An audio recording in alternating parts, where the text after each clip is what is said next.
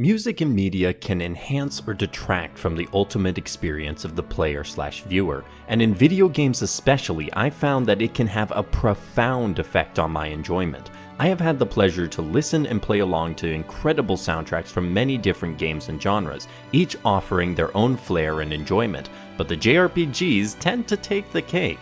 An excellent soundtrack can raise the quality and memorability of the game as a whole and of specific moments, and I'm grateful the industry has attracted incredibly talented composers and performers to work on these games. The very first JRPG I played, Fire Emblem Awakening, has a mission that is among the most memorable I have ever played, and a lot of that is due to the amazing music playing while completing that mission. It perfectly encapsulated the feeling of that moment in the story, and I get chills from it every time. Music is a powerful force for driving home the impact of a scene and setting the mood of the moment, hyping us up, cooling us down. The best soundtracks, in my opinion, have the capacity to elicit strong emotions of all types. Some of the criteria I examined in making my list were memorability, variety of tone, instrumentation and style, connection to the story and characters, and, of course, personal enjoyment. Personal enjoyment, of course, meaning that this list is purely my opinion, not an objective ranking of the quality, good or bad, of any particular soundtracks. I am also limited to the games that I have played, so even JRPGs with well-known excellent soundtracks such as the Nier series won't appear because I haven't played them. I did have to limit myself to 10 on this list, because it easily could have been 15 or more. There will be honorable mentions. Feel free to let me know in the comments what your top 10 is, and I hope you enjoy the video. I also had to hold back somewhat talking about my favorite tracks in each soundtrack. Please let that conversation continue down in the comments too. I want to talk more about them. With that said, let's begin the list with number 10.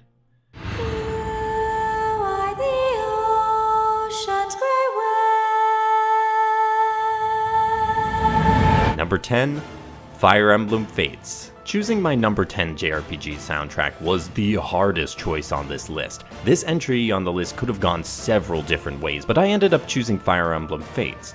The soundtrack for Fates is one of the most varied soundtracks on this list in several ways, and all of them are effective in establishing world and character building, along with getting the player excited for the adventure to come.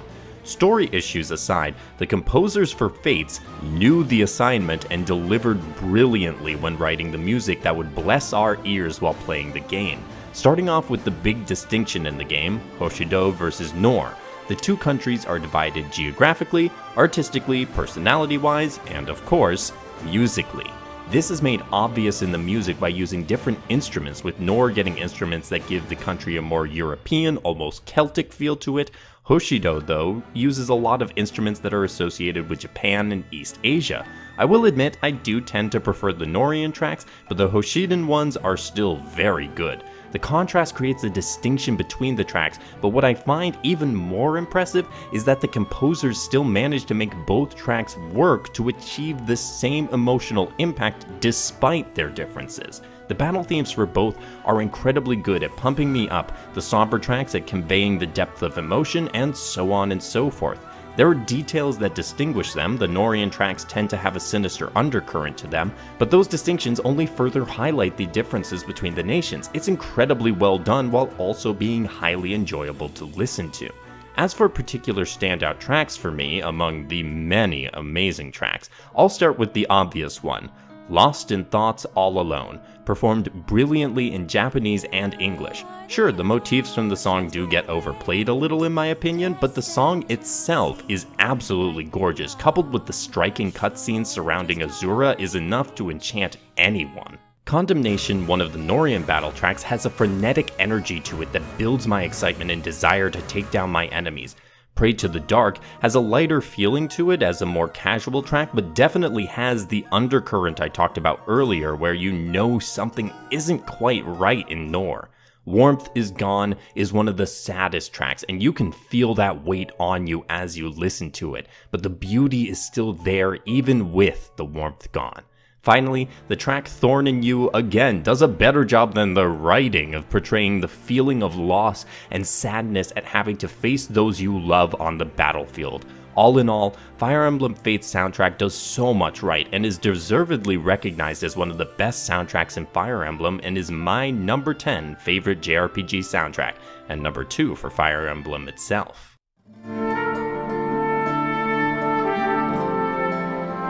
Number 9, Valkyria Chronicles 3.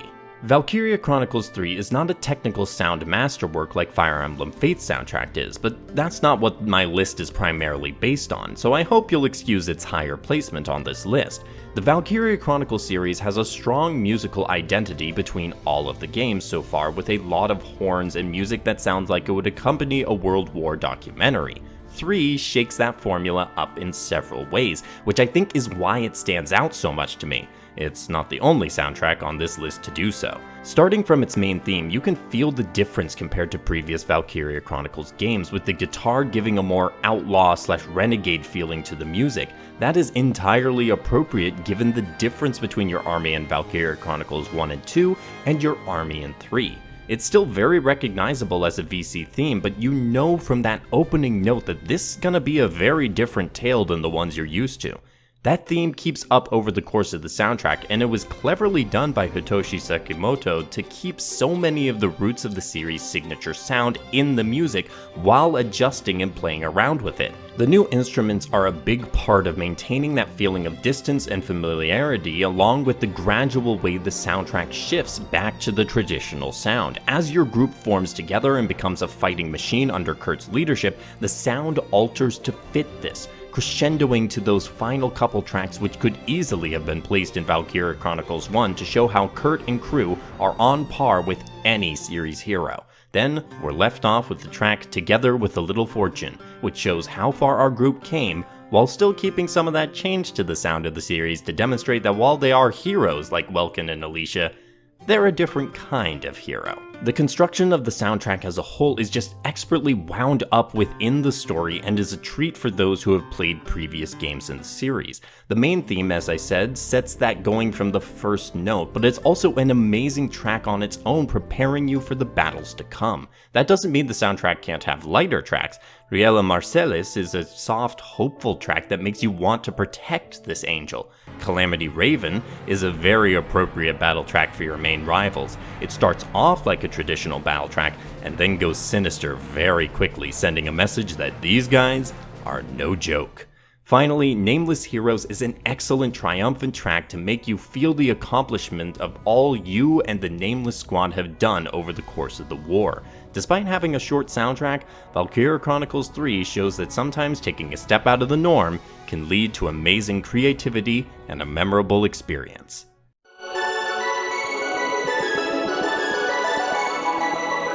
Number 8, Ys 7. The Ys series in general is known for its great music. Ys 7 stands out as the top Ys soundtrack for me though in several ways. 7 has my favorite opening to any Ys game, with it hitting so hard I can't help but get hyped whenever I hear it. Following up on this, we get a lively theme for the city itself that keeps the energy going in a new way, same with the palace and onwards. Each track flows so nicely into the others, well, except the ones that are deliberately designed to disorient us, which come from our adversaries, such as the track Loud.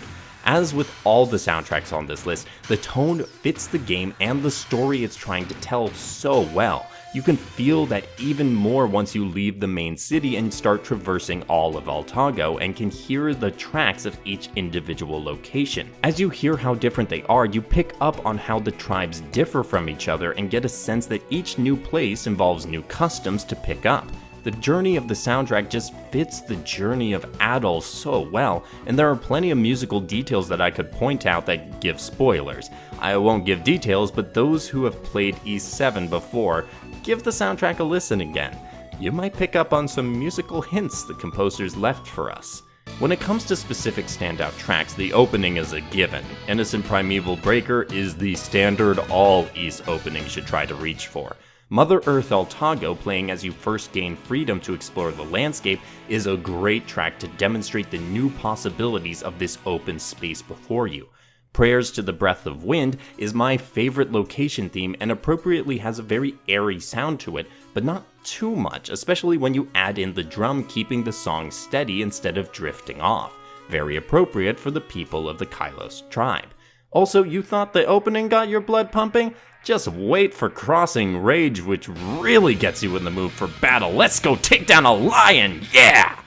Finally, E7 does have a more ethereal track in oral tradition that is definitely one of the tracks you need to re-listen to. Like Valkyria Chronicles 3, E7 doesn't have a large soundtrack, but it doesn't need one. The songs fit and flow through your journey so well, and E7 is actually the shortest game on this list, so it makes sense it wouldn't have as many tracks. It just has bangers.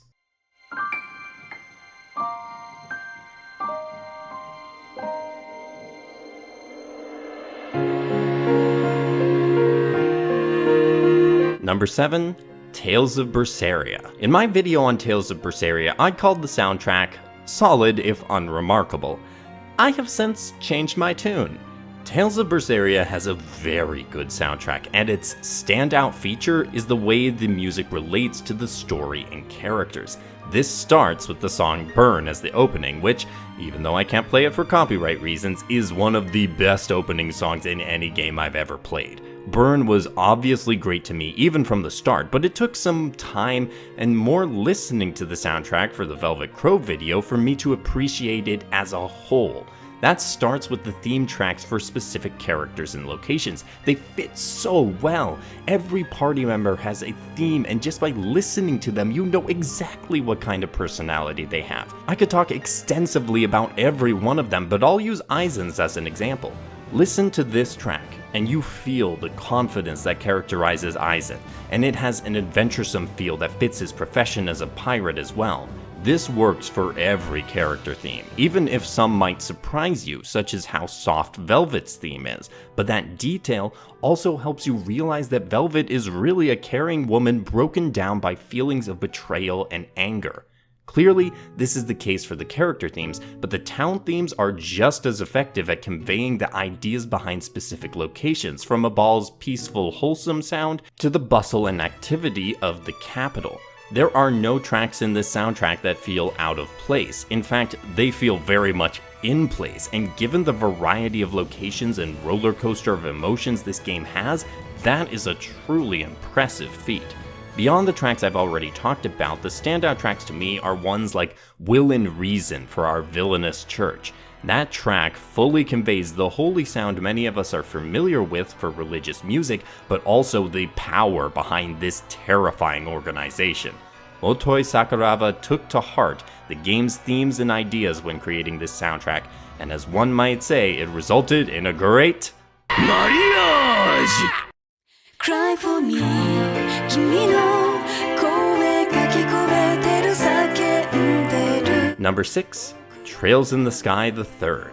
Much like Valkyria Chronicles 3, Trails in the Sky III has a very different setting and general plot than the other games in the series. The composers decided to emphasize this difference by experimenting more with the soundtrack, and that resulted in a fantastic set of music and my favorite Trails soundtrack. This starts, as many of these soundtracks do, with a fantastic opening song. Cry for Me, Cry for You is not just a beautiful song in composition and vocals, but the line Cry for Me, Cry for You takes on a lot of meaning over the course of the game. Spoilers abound, so explaining more would be difficult, but those who have played the game likely get where I'm coming from. Beyond that, the soundtrack soon gets to Origins of the Earth, which, in spite of its title, is one of the more ethereal and otherworldly tracks for the series thus far. Kevin is certainly not in Kansas anymore, and this track tells you that. And that theme stays consistent throughout the rest of the songs. The game needs to balance that with all of the different doors examining various events in characters' lives from silly to heartbreaking, and the soundtrack is versatile enough to fit all of those moods and moments, from the menacing tracks like Genuine Devil to the nostalgia of A House in the Violet Garden. The composers never stopped impressing me. Sky the Third keeps up this streak of excellent and highly memorable tracks throughout the entire game. Even after 11 Trails games, Sky the Third has the most unique sound of any of them, and I mean that in the best possible way. It also caps off the liberal arc of the Trails games with several excellent tracks, but the one that really stands out to me is To Meet Again One Day. This song captures a feeling that is hard to describe. Though we may part, we should smile when we do, because we shall meet again. And this song plays at the perfect time to convey that message. The message applies to the characters who are saying goodbye, but also to the fans who will now be moving on in the series. But one day they will see these characters again, if they remember that Kevin exists at least. It's a great note for the Liberl arc to go out on.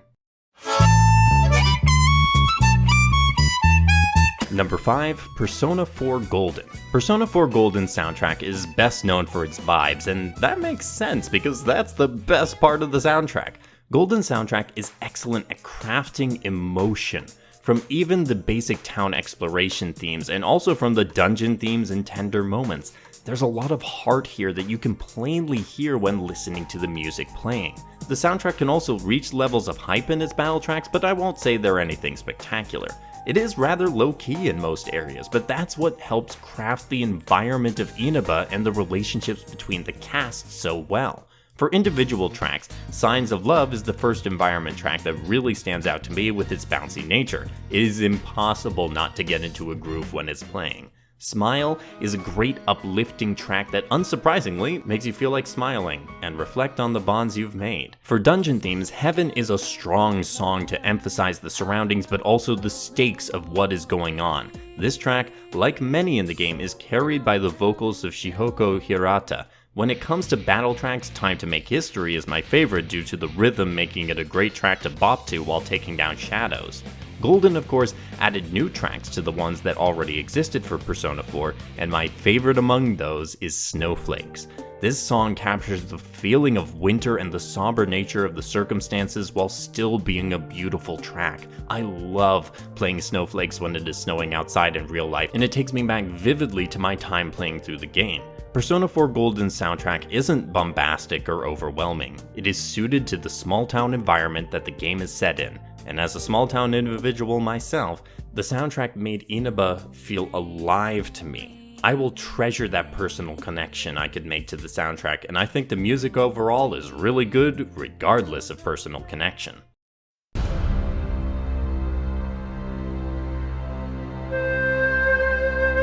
Number 4, Fire Emblem Echoes: Shadows of Valentia. Fire Emblem Guidance soundtrack was already pretty good, but the work the composers did on the remake to enhance the original tunes composed by Yuka Sugiyoko was phenomenal. From the opening to the close of the game, Shadows of Valentia delivers a set of amazing songs that inspire us on the journey with Alm and Celica. The 3DS era of Fire Emblem has the best soundtracks in the series, and Shadows of Valentia is the cream of that crop. Shadows of Valentia's best songs do tend to be the adventuresome tracks such as March to Deliverance and Undiscovered Horizons. You really feel the bold steps that you are taking as you explore around the map and continue progressing towards your goals. The instrumentation of the music also plays a strong role in achieving a different feel for the various songs.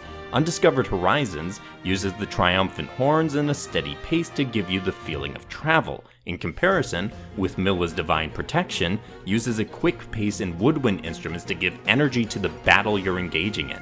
The use of varied rhythm and pacing throughout the soundtrack is an asset many composers overlook when making a soundtrack, and Shadows of Valentia used to its advantage several times. There are also so many tracks in this game, you'd think some might end up as duds, but no, the soundtrack continues to be excellent from beginning to end. Speaking of the end, The Heritors of Arcadia is a fantastic ending song performed brilliantly by the vocalist. I love when the lyrics help mirror the journey that the game has, and this song does just that.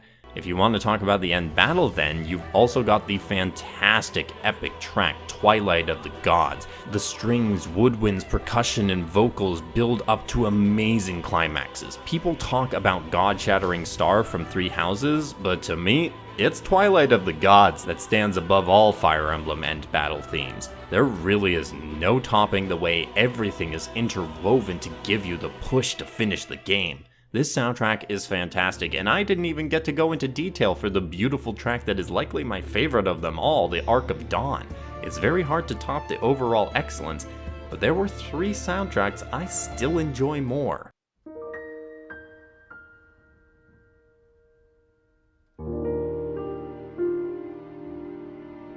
Number 3, Xenoblade Chronicles. Xenoblade has been continuously praised for its music for good reason. There is no weak part of this soundtrack. The town and field themes are excellent, the battle tracks fantastic, and the other miscellaneous tracks perfectly suited to their moment. The main theme starts things off with an amazing wistful tune that rises and falls with grace. I could listen to this song for ages and still discover new details to it. I will also say that the definitive edition, which is the version I played, takes the already great songs and makes them even better, such as the Colony 9 remastered themes that captured the spirit of the land. The feeling continues in each new area. Much like in East 7, Xenoblade has tracks such as Gaur Plains that properly convey how wide the world is and the enjoyment of exploration. The breadth of sound of the music is also a key feature that makes this soundtrack memorable. The battle tracks sound very different from everything else. That is a great way of keeping us aware of the mood change when our field theme changes into a battle theme. You know something spotted you, and you might need to run. The music shifts over the course of the game from the softer, more simple themes at the beginning to more complex pieces towards the end. The build-up of the different musical parts in the soundtrack as your journey continues and more is revealed is a great parallel between story and music. Not that Simple is in any way bad, as for example, Sorrow is a perfect song for that shocking early moment. The feeling from the Xenoblade soundtrack is one of adventure, possibility, but also grief. Not just for those lost along the way, but for the loss of innocence and comfort that came with this adventure. Xenoblade's soundtrack was excellent in the Wii original, the remastered made it even better, and then you add in spectacular tracks like Time of Battle from Future Connected. I don't think anyone could listen to Xenoblade's soundtrack without getting moved by it emotionally or physically when the tracks really get going. Number 2, Octopath Traveler. Octopath's soundtrack has pretty much every aspect I praised of the other soundtracks on this list in one, along with some incredible technical mastery of music that YouTubers with greater knowledge on musical theory than me have gone into more detail about. For me though, Octopath's soundtrack stood out before I'd even played the game because of how intricate it was. Starting with the main theme, much like other soundtracks on this list, Octopath's main theme captures the sense of adventure that you are about to embark on, and also sets you up as a listener to be ready for the smooth transitions to different parts of the song that the Octopath soundtrack is full of. The main theme builds up over the course of the song, adding in new instruments and different patterns while keeping its core roots. The song is basically an adventure on its own. After that, you'll be going to the character themes and town themes, and the choice of having each character have one instrument specific to them is a great touch. This helps keep each path feeling unique in sound in addition to story and possibly battle, and extends to every place theme as they all sound so distinct from one another. Entering a new area is exciting not just because of what you might find, but also what you will hear. What musical magic has Yasunori Nishiki cooked up for us this time? The battle music especially is exciting. I was absorbed into the music and the moment for even the standard tracks. It truly only gets better the deeper you go into the game, as for example, later on you have a specific battle motif for all 8 characters that then leads perfectly into the absolute banger that is Battle at Journey's End. Nishiki is a wizard, and every detail is so purposeful within this soundtrack, I just marvel at it. While for some composers and soundtracks this blend might become inconsistent between the tracks, with Octopath it fits perfectly and is oh so smooth. For whatever mood or moment you have, Octopath Traveler has a song that fits it perfectly. The Octopath Traveler soundtrack is excellent to listen to while playing, but is also one of the best to listen outside of games as well. Have you done chores to the soundtrack before? Well, if you haven't, you should. I absolutely adore this soundtrack and have since day one, and yet it is not my number 1 favorite JRPG soundtrack of all time. But before we get to the pinnacle, I want to talk about some honorable mentions. Trails in the Sky Second Chapter takes everything great about the first chapter soundtrack and makes it even better. Much like the game it was written for, the music of Sky Second Chapter builds on and enhances what came before while also giving us a lot to look forward to in the future. Trails of Cold Steel. a new arc, and a new set of music for the Trails series. Cold Steel's soundtrack announces the arrival of Erebonia with aplomb. The songs around Trista and Thors are impeccable, and I have strong nostalgia towards the tracks, mimicking what Class 7 probably feels towards those locations. Trails of Cold Steel 3. Not a full arc change, but a new part of the Erebonian arc, and it starts off great with some of the best tracks for getting me excited for Trails, with Start Line and Spiral of Erebos. This continues throughout the game, even as it veers further towards the conflict that will envelop a huge swath of the continent. Ys Origin falls just short of Ys 7, but has a lot of great tracks from its intro to the finale. The soundtrack is a major reason why this game, set in a single location for pretty much the whole time, works as well as it does. Simply superb. And finally, Chrono Trigger. Much like the game itself, Chrono Trigger's soundtrack has had a lasting impact on the JRPG genre and still holds up incredibly well to this day. It's not the longest, nor the most complicated soundtrack, but Yasunori Mitsuda made great use of what he had to work with and created a lasting, memorable set of music. And now, my number one favorite JRPG soundtrack is...